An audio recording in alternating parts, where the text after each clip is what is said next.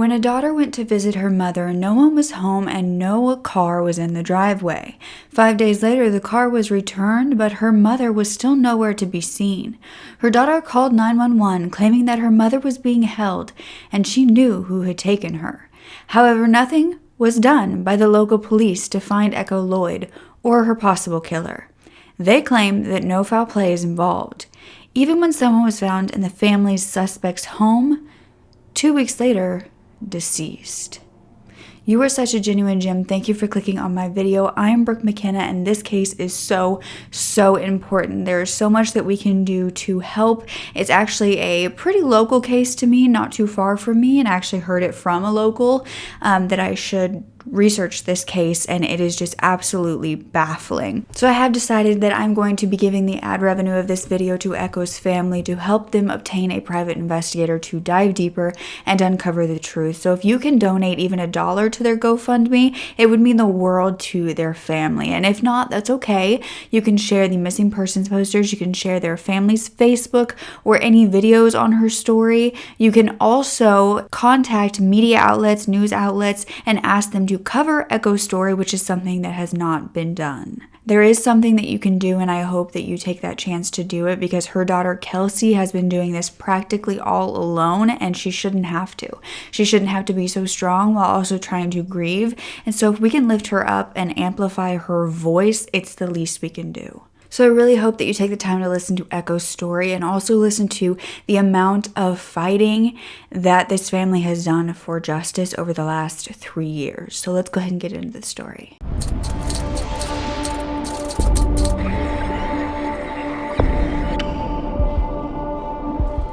So it was 2020 in Missouri, and Echo Michelle Lloyd lived in Edwards at her lake home with about 10 acres. It was quite a rural area. There was lots of wooded areas, and Echo absolutely loved this because she really saw so much beauty in nature.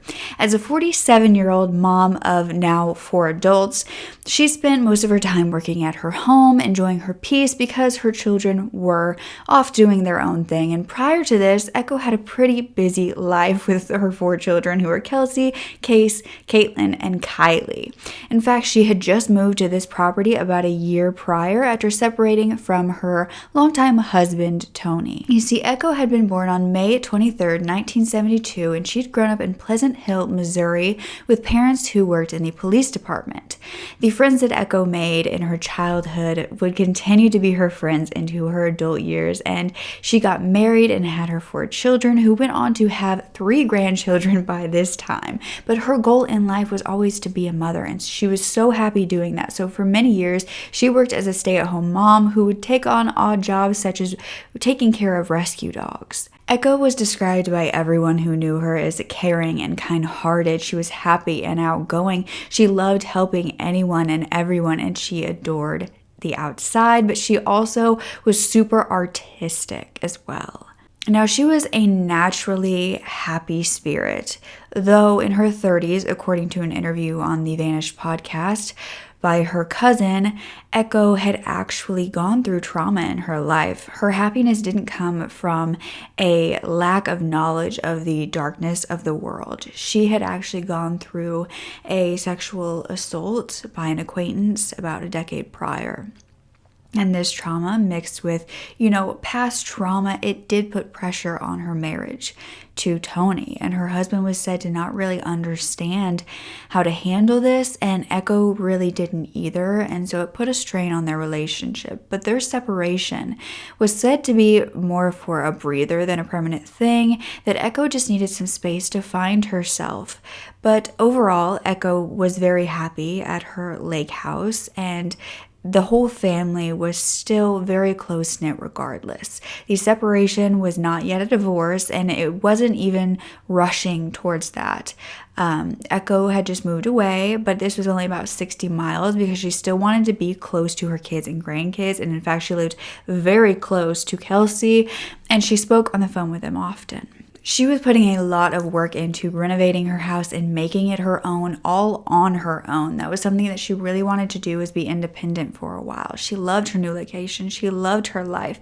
She was said to be happy, and she actually still was said to have an amazing relationship with her ex-husband, Tony, and her daughter, Kelsey, especially, who was the oldest.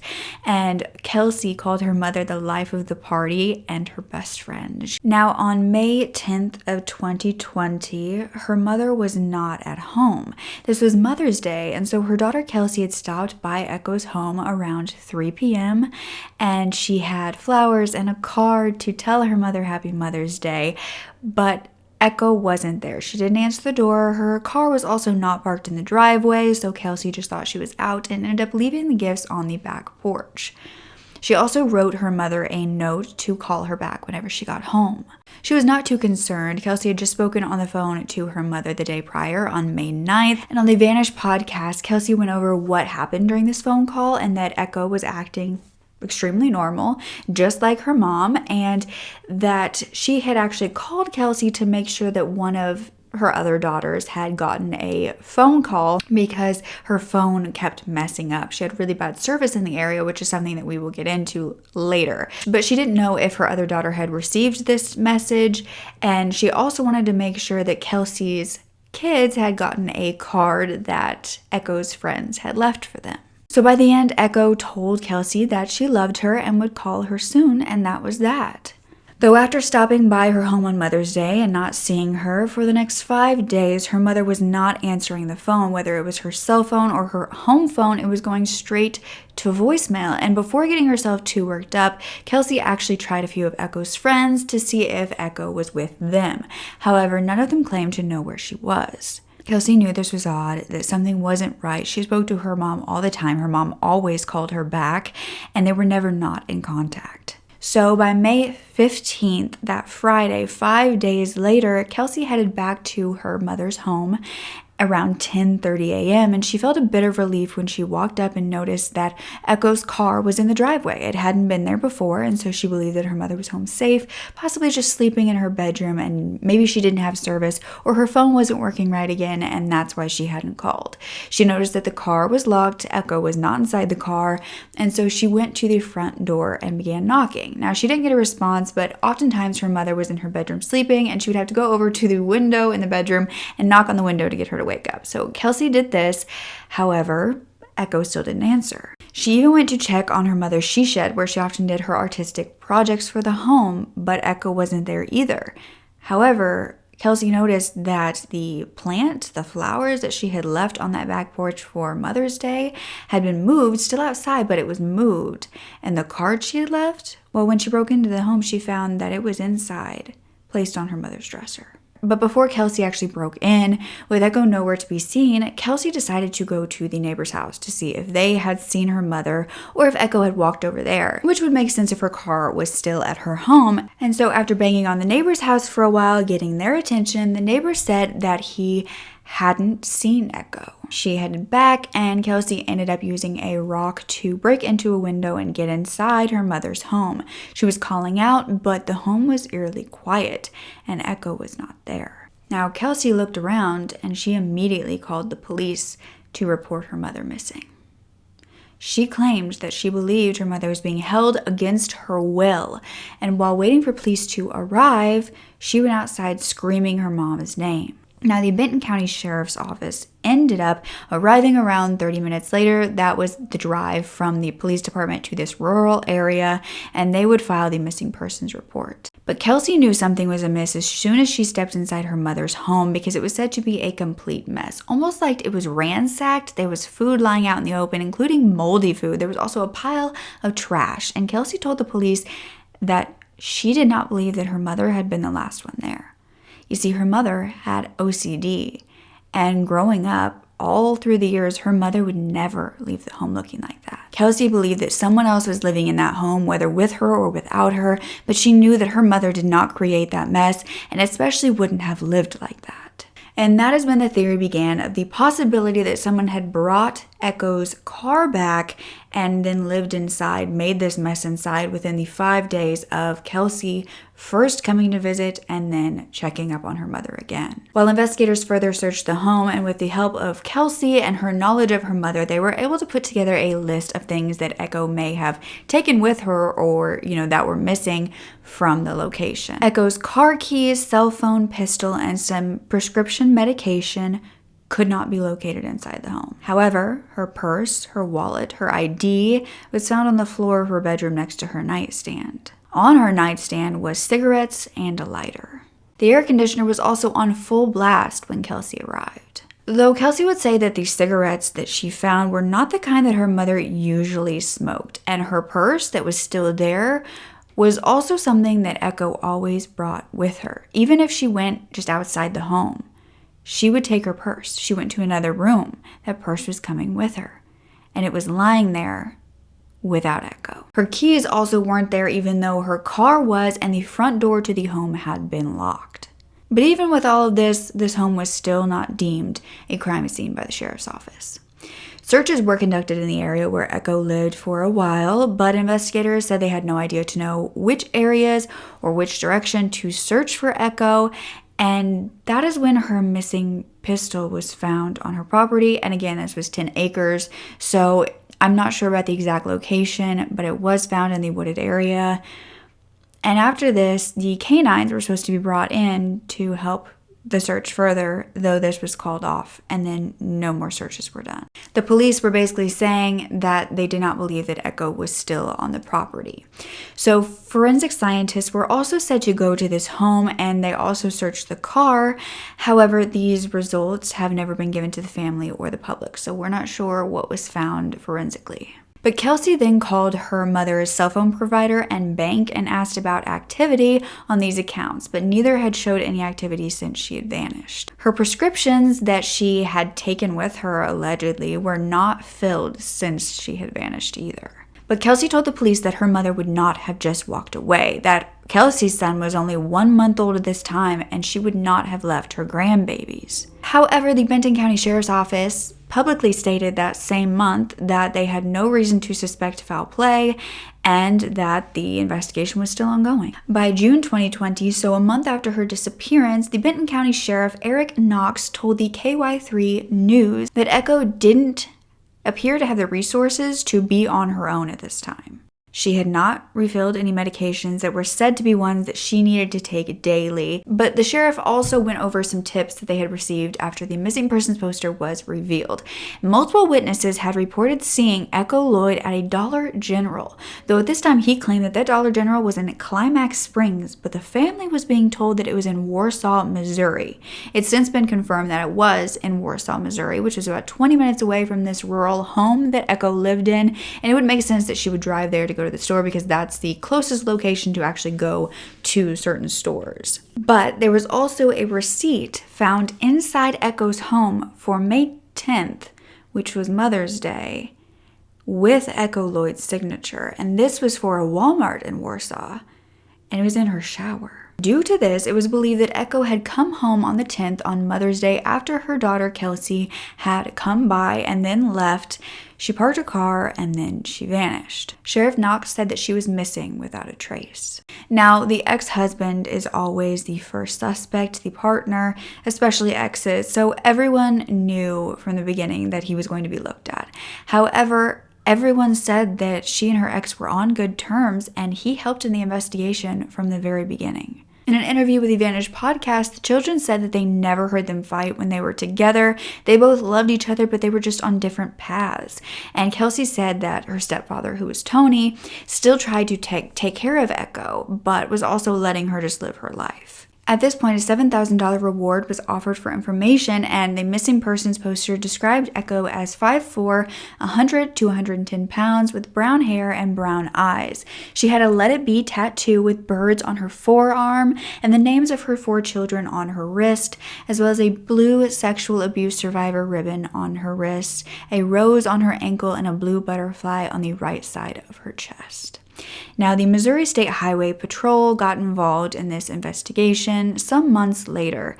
This was believed to be because there were no leads, there was no evidence, and Benton County was said to be a very small department who needed more manpower.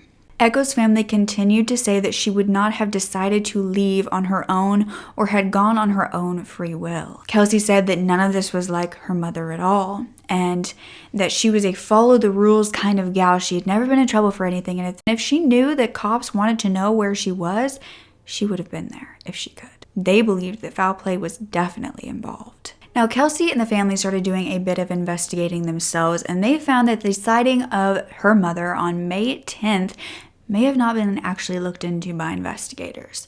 The clerk at the Dollar General in Warsaw, Missouri said that she had actually never been contacted about her story and seeing Echo that day, but that Echo had come into the store and had tried to buy one of those prepaid cell phones. She said she was trying to contact her kids because it was Mother's Day, though her check was declined, and Echo ended up telling the clerk that her bank account had been wiped out by someone and that there were people outside waiting for her. The clerk claimed that Echo appeared scatterbrained and rushed to get back to the car, and the clerk actually knew Echo. She would come into this certain Dollar General often, and so she knew that she was acting different than normal. Though this information was said to never be gathered by investigators, and the family does not know why this check of hers wouldn't have gone through. But they were pushing for the investigators to look into surveillance footage from Dollar General and also from the Walmart where the receipt was found from, to see what Echo was even wearing when she was last seen, because nobody even knew that. Though at this point, no information about any sort of footage has been released to the public, and we're not sure if they obtained any of that.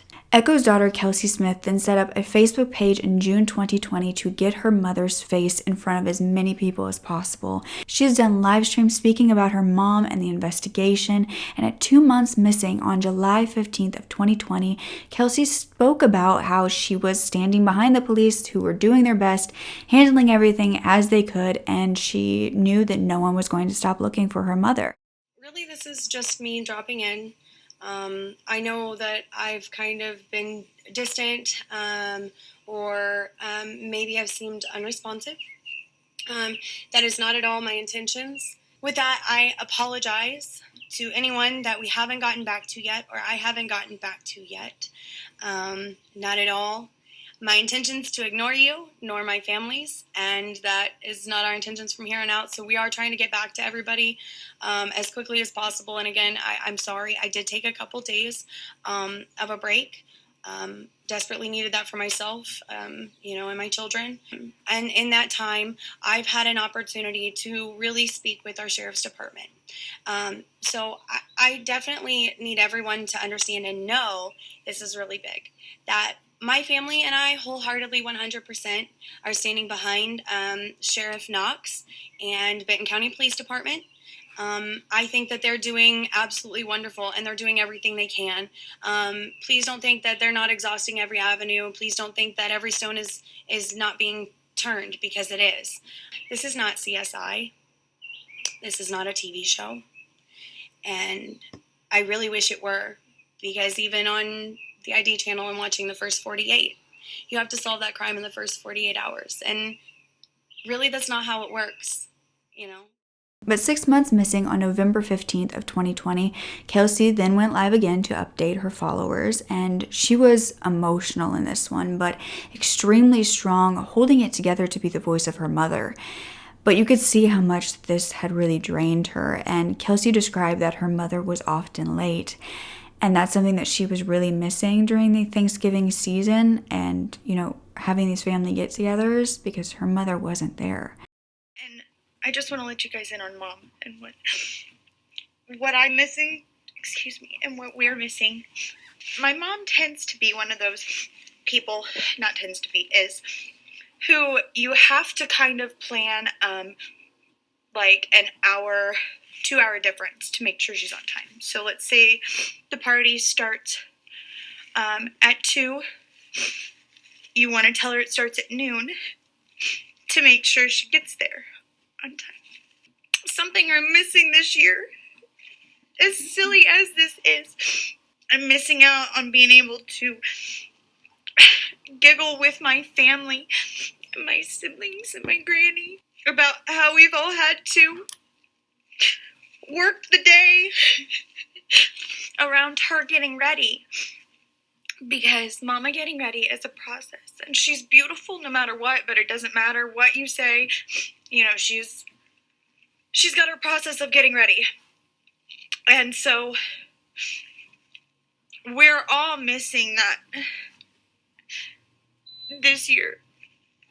Someone, I'm so thankful, but at the same time, like, someone has to know something. I'm so angry that somebody knows something somewhere about who took my mom. She didn't just disappear out of thin air like it appears she did. And she's missing her babies. But she updated that there was nothing new in this case, that there was no body, no evidence, so Echo was still being considered just a missing person.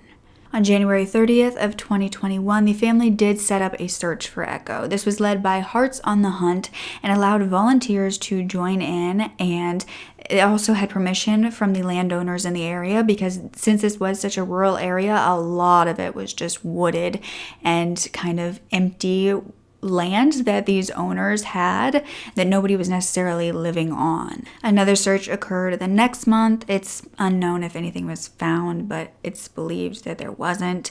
And then with Echo missing for 10 months, on March 9th of 2021, Kelsey's live stream had little updates again, but she also announced that the reward was $9,000. At 13 months missing, on June 16th, 2021, Kelsey then began to speak about how investigators told her from the beginning that she needed to be quiet about her mother's case.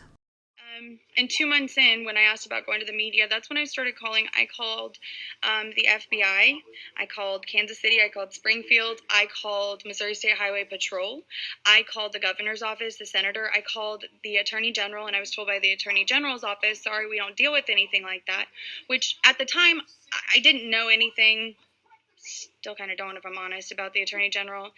So I felt stupid because, I mean, people had told me to go speak, talk to the attorney general, and people still do, and they find that odd that I was told that they don't deal with this kind of thing.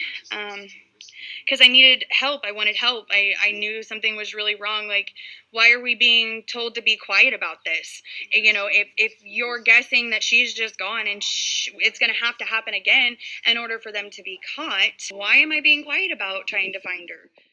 That the police asked her what she wanted them to do instead of doing their job. I have been told not to trust law enforcement on this case. I have been told that by other law enforcement. So at this point, I trust nobody. I can't even trust the people that are supposed to help me. The department also allegedly told EquiSearch, which is a search and recovery nonprofit, that they couldn't search for Echo. They couldn't come and help because they didn't know where to tell them to look. Kelsey then asked people to start knocking on the investigators' doors for information because she was not even getting anything from them. And something that the investigators were very, very adamant about was that Kelsey did not speak about a certain person that she believed was involved. You see, the family believes they have a suspect. Prior to her disappearance, Echo had allegedly started complaining about a neighbor's behavior. She had moved in about a year prior, and when she first got to know this neighbor, it was because he would walk through her property and just show up at her home and introduce himself and hang out with her. And her family claimed at first they were friends, they were friendly, and Echo was someone who was going to be nice no matter what. But Echo started to confess shortly before she vanished that he never left her alone.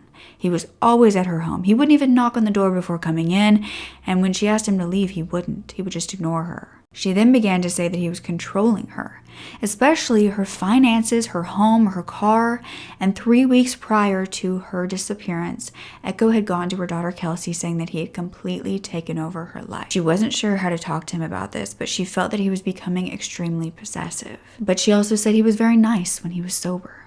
Kelsey remembered telling her mother to be careful when talking to him about the situation, but Echo also didn't want to make it a big deal. But it was believed that this man might have had an obsessive infatuation with Echo and preyed on her while she needed someone, while she was alone. But also that he wanted a relationship that Echo didn't.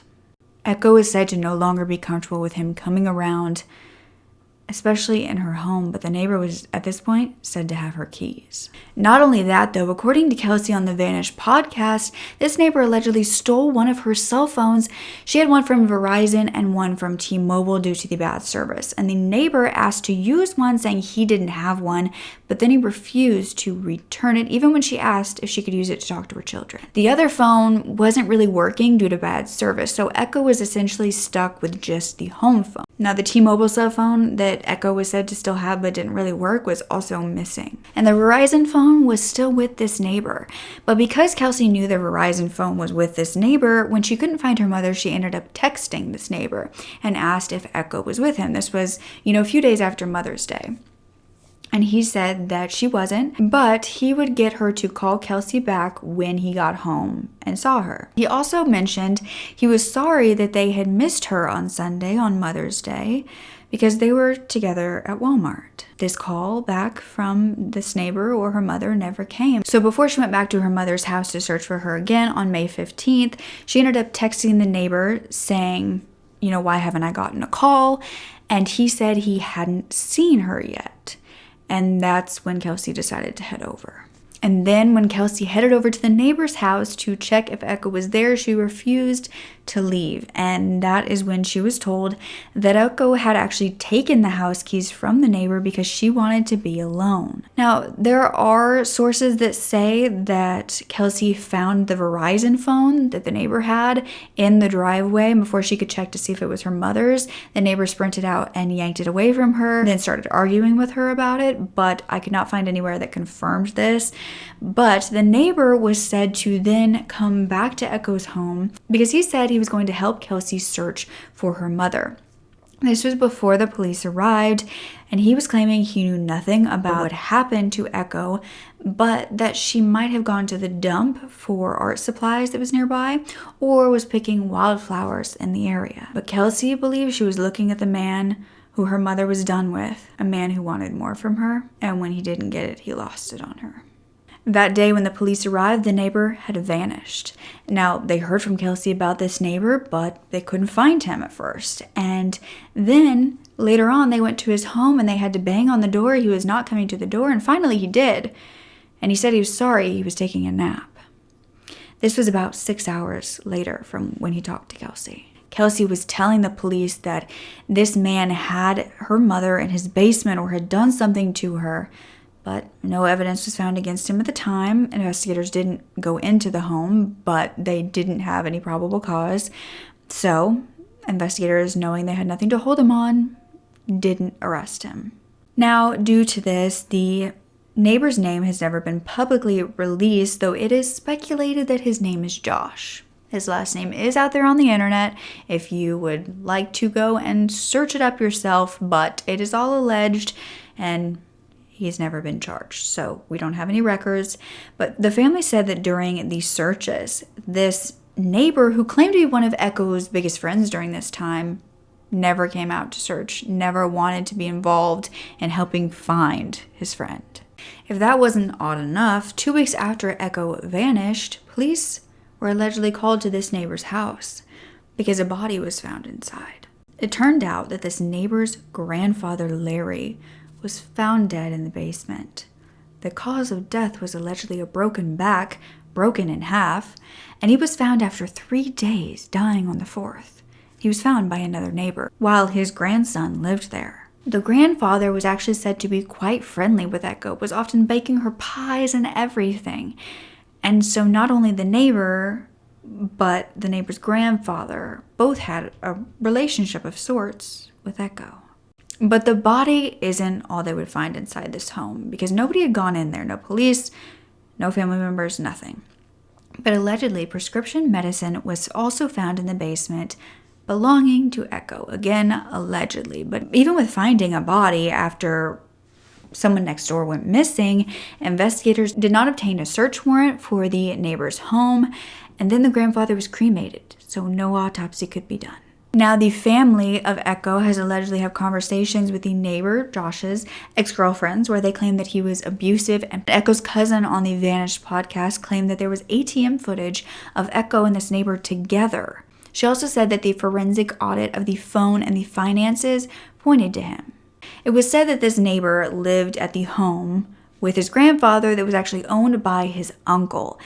And after all of this happened, he was kicked out of the house. He was actually removed from the house by law enforcement, and then he was said to move away. But the family believes that this neighbor is so good at controlling people, manipulating them, that he has manipulated anybody who possibly knew what happened to Echo in the same way he controlled Echo, so that they're not speaking out. Now, there is a private investigator named Jill who spoke out with updates on this case in July of 2021. Now, she is not the PI for the family. She just does work on her own. And just like with most of this information, it cannot be confirmed. But Kelsey did comment on her video thanking her for speaking out. So this PI, Jill, said that she spoke to Josh's neighbor. Now, this informant was allegedly the person who found Josh's grandfather deceased. He said Josh did have a temper when he was drinking, but then he suddenly stopped talking to the private investigator. No more information was given by him. But the PI also said that one of her informants mentioned that a few weeks after Echo went missing, this neighbor, Josh, allegedly took his dog Tucker and went alone down to the water near his home where Echo lived, to camp for 3 days. Another informant said that Josh one time brought his girlfriend and his girlfriend's child over to their house. They had an argument. Josh was drinking. He drove off and he left the child and the girlfriend there with a stranger. The PI also said that she spoke to a journalist who claimed to have interviewed Sheriff Knox of the Benton County Sheriff's Office, who told them that he has a prime suspect in the case, even though he and the Sheriff's Department had prior said that they didn't even have any persons of interest. The PI Jill also said that she had found Josh's phone number and had texted him about having a conversation. He said that they could, but he never ended up calling her. Now, 2 years and 3 months missing, on August 26th of 2022, Kelsey went online once again. And she said she had nothing more from law enforcement. And this is when she started talking about needing a PI to help. So a GoFundMe was created for donations, going towards posters, rewards, legal fees, search fees, hiring a PI, and more. And for a PI, they need about $10,000 to $15,000 to get the process started. So I will link the GoFundMe below, along with the Facebook page and everything else, so you can get involved. But Echo's cousin, Mary DeBray, said when you lose someone that you love, and you know how and why, it's devastating, but when you lose someone that you love and you don't know why, and you don't know where they are, and you don't know what happened, it's a wound that won't heal. It's really, really hard to move past that. At this point, her cousin feels like it's more of a recovery effort for Echo than finding her alive. Kelsey has said we're not giving up, but we need people to know her story and to help us come out and search. We want people to know what a beautiful and wonderful person she is and that she didn't deserve this. And one of the newest updates occurred on June 10th of 2023 when Kelsey spoke up in a live stream after quite a while of not really going live. But she said that at the end of December 2022, the investigators had told her they were no longer looking for her mother. No investigators were actively working on the case, but the case was still open. She stated that police were telling her they only had circumstantial evidence that wouldn't hold up in court, but she believed that some of the evidence was direct. She said especially if they obtained footage like they should have from the surveillance cameras at Dollar Tree or at Walmart, then they should have direct evidence.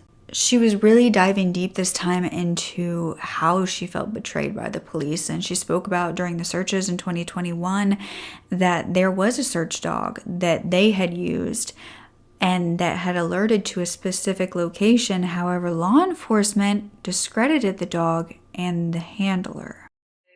I grew up a true crime junkie. I grew up, my grandparents worked in at the Blue Springs Police Department. So I grew up with my going with my grandma to work in the records office and hanging out there, reading true crime novels, watching the ID channel.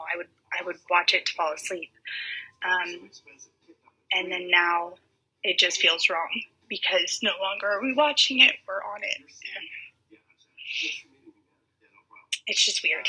I feel like I've let her down by not doing more. But I work full time. I have 2 boys under 10. I'm the only parent too. I'm the only one who provides for both of them financially.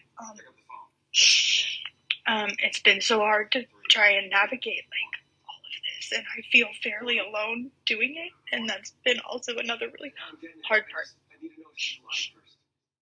She says that the family is not happy with the Benton County Sheriff's Office and how they have dealt with her mother's disappearance. But Kelsey seems like the sweetest soul with the weight of the world on her shoulders, and it seems to me like she feels like solving her mother's disappearance is fully in her hands. And she has to do everything alone. So I just want to show her that that isn't the case, that there are still people out there fighting. There hasn't been a lot of talk happening here recently. When it first happened, some people were talking about it, and now it just feels like everything's slowing down. And so I want to get that momentum back out there. She is the voice for her family, for her younger siblings who are not at the point where they can even talk about this. But she is also taking care of her 2 kids. She's a single mother. And she cannot do this alone. I think we have the ability to help her in the smallest of ways, but those small ways can make such a big impact. She and the rest of the family and Echo deserve answers, and they deserve to be able to grieve and do so without still having to fight for justice 3 years later.